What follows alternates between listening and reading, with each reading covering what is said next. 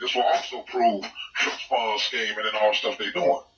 And then what's something else that needs to be put in the media is the officers, they are doing a pension scheme.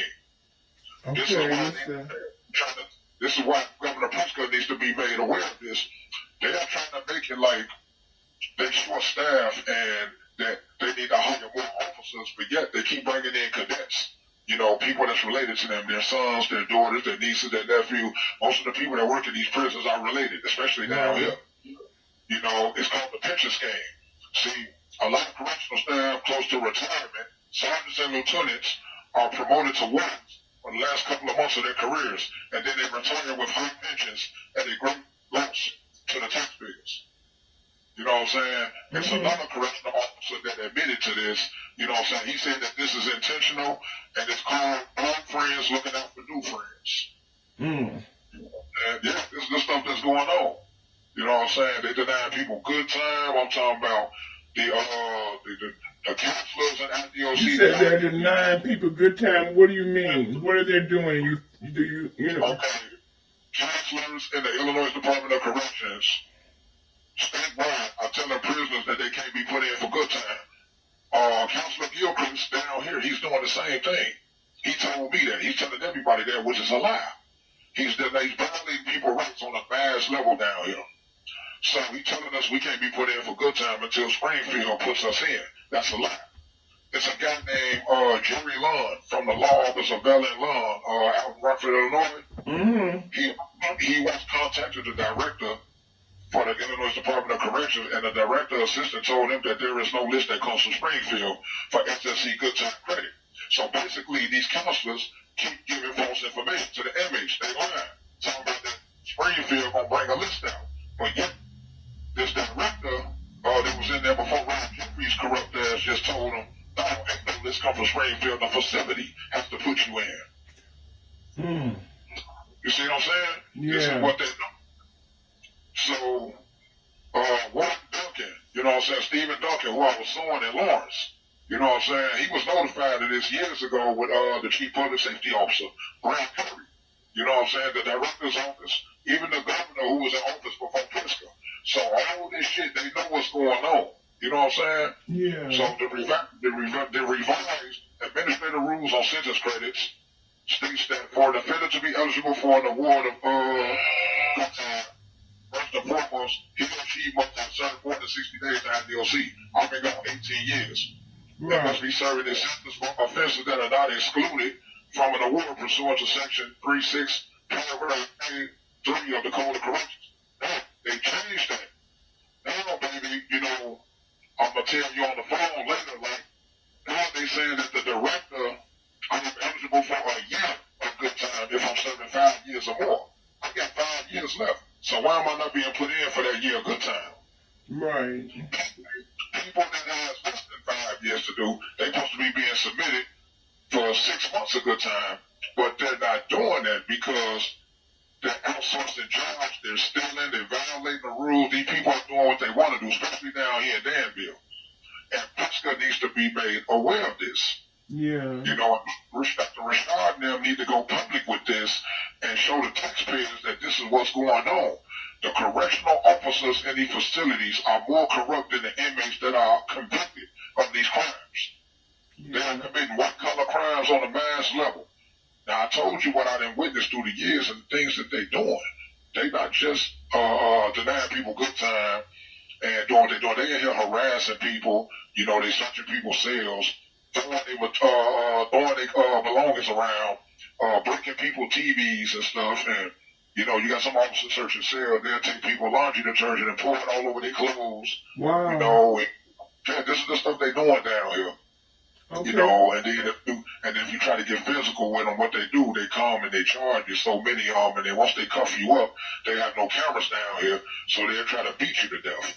You know what I'm saying? And you got the female staff that's doing it too. And the sad part about it, you got black officers down here who think they white, they run along with it. They run along with it. This is a sad. You were telling me about the fact you don't have cameras? Is that a violation? Is that a violation too? It's a violation of the safety of the inmates as well as for the safety of the officers. There's supposed to be cameras down here. But see, no one's speaking on this, so this is why they're getting away with it. So it's blind spots everywhere. So it's two advantages, it's two disadvantages against people like me down here. One, there's no cameras because they got the inmates down here as cameras for them. And what I mean by that, they call them sparrows. These are the guys that's running around that they give jobs to in order to keep telling them information on other inmates and shit. You know, to keep IA and the staff informed of what's going on. You know, and they, if you say something about an officer, they go back and tell them. You know what I'm saying? These is what you call masters lapdog. And that's what most of these guys are down here for the staff in order to get a job. You know, so if they think I'm finna tell some or kiss some ass or do any of that for a job, they got me fucked up because that ain't gonna never happen. You know what I'm saying?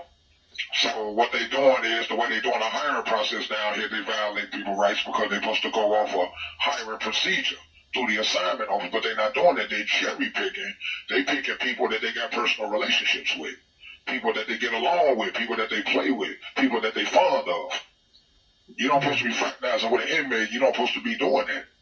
Yeah. You know what I'm saying? But that's what's going on down here. A lot of these guys are close to the police. You know, and you even got some that's their favorites. You know, they pets. So that's what's going on down here. You know, and like I said, ain't no cameras. These niggas at the cameras. Then if the COs down here kill somebody, I'm quite sure 90% of these guys gonna testify for the police. Wow. Yeah, that's what's messed up. Yeah, that's what's going on down here. So you haven't received a disciplinary ticket before this last incident in how many years? Over 4 years? Over 4 years until this corrupt officer, Brody Webb, came in my cell, searched it, and put a dime in there, and then said he found it in there.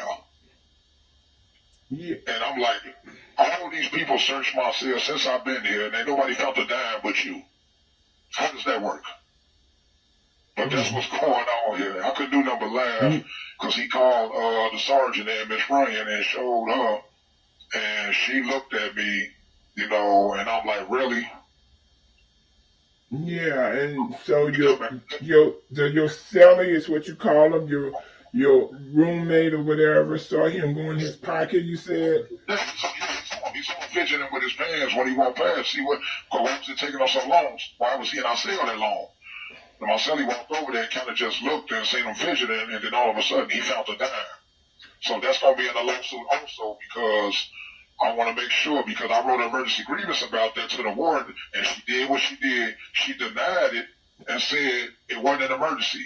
So how is that not an emergency when your officer is planting shit in somebody's cell? Right. So tell me how that came about where they accused you of fighting and took away your program that you was in when they falsely accused you of fighting, actually. Well, here's the thing. They called me out my cell. This officer named Harmon called me out my cell and told me to go talk to IA. I get over there, and I'm like, what's up? They say, well, we got two kites saying that you fought. So he held the paper in his hand, Jackson did, and when he read the kites to me, he didn't let me see him. He just read them. So for all I know, he could have been lying. That probably ain't what that paper said. But anyway, he held up two small pieces of paper, and he said, the guy in 23, the guy in 20, what cell I was in 28, the guy in 28, the guy in 28. So both kites said that the guy in 28 punched the guy upstairs. Now what's crazy about that is Top Deck does not come out when we come out. I'm on the lower gallery. Okay. So I told them, how is it that I got in a fight with him and we can't see each other unless we go to the gym or we go to the yard or something, and if we got into it then, 1 million people would have saw that. But just it happened on the wing. I punched him, but did nobody see this? But then it come to find out what's crazy is the guy that they said I punched, they had him sitting back there and saying, along with me, just in these little cages. He looking at me talking about, I don't know what's going on. I said, and I know, you know, I'm trying to get on reality. I've been gone 18 years. If I really punched this man, do you think his face will still look like that? So the one lieutenant looked, and it was this one lieutenant who was smooth back there. He walked up to me and said, "This is a bunch of bullshit." I said, "I know it is." So All the time I know that was them just targeting me because I wrote a grievance. So they kicked me out the program, cost me that certificate. They moved me down here to 3 houses, this other building. Now what's crazy is the Shelly that I had over here, they got into it over the phone. He called me over there for that when we went on lockdown. Now when they called me over there, this lieutenant down here named Campbell, who I know that Henderson from Big Money has been talking to him. I know he's the reason why I'm steady getting harassed and targeted, so I know what's going on already. But anyway, Campbell turns around and tells me that the guy that was back there singing with me was the one that wrote the kites, and with him and letting him know if I want to get back in building block and he'll make something happen. What the fuck I look like? You think that after y'all remove me out of building block, you want me to drop a slip and write you just so you can get me back in building block? So you think I'm all these other guys that with all these jobs and shit, you think I'm finna tell you something? You got me fucked up. So I basically like fuck building block. I don't want to go back there because all this shit is a setup. So what are they saying about the jobs? The reason why you haven't been given a job yet, and you've been there since how long you been there? April? Yeah, baby. So they're talking about the counselor Gilchrist. He's a compulsive liar, but he says, "Oh, you got an open vote sheet. You approve the work here, there, and all these places." I said, "So how come won't nobody respond?" So then in the grievances, they saying it is my responsibility to write the place where I want to work. Man, I've been doing that since April. Okay. But then when they do that drill, I told you we come back on the wing. This Lieutenant Campbell, he pulls me to the side and searches me to come off the wing, and then he says to me, "What's been going on?" Which same shit been going on. Fuck you mean? So he say, he gonna talk to the guy Bradshaw and Dietary, the head boss, and see what's going on, why I ain't been hired or whatever, I guess. But I know he haven't talked to him. It's a bunch of bullshit. But anyway, I spent off on him, but so I talked to the... Go ahead, I'm sorry, go ahead. I talked to Bradshaw in the kitchen, the one that's doing the hiring process, and this cracker turned around and tell me and say, "Well, I don't know what's going on." And I just looked at him, and I walked off. I didn't even dignify that with a response. You the head boss over the hiring, and you don't know what's going on? Come on, man. And so they are hiring other people that's coming in after you. They are giving them jobs. Why do you think that they're giving them jobs and not you? Because most of them are finna get ready to go home soon, 85%. Some are probably willing to play ball until I ate something.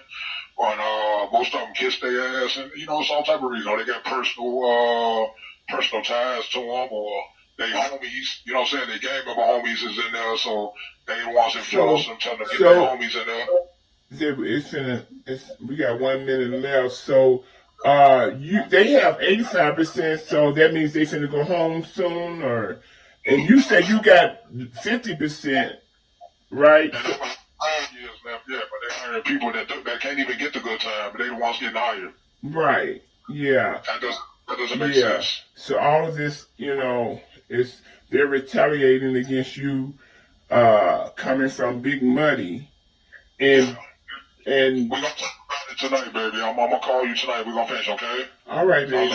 I love you too. I love you so much. Look at your handsome back.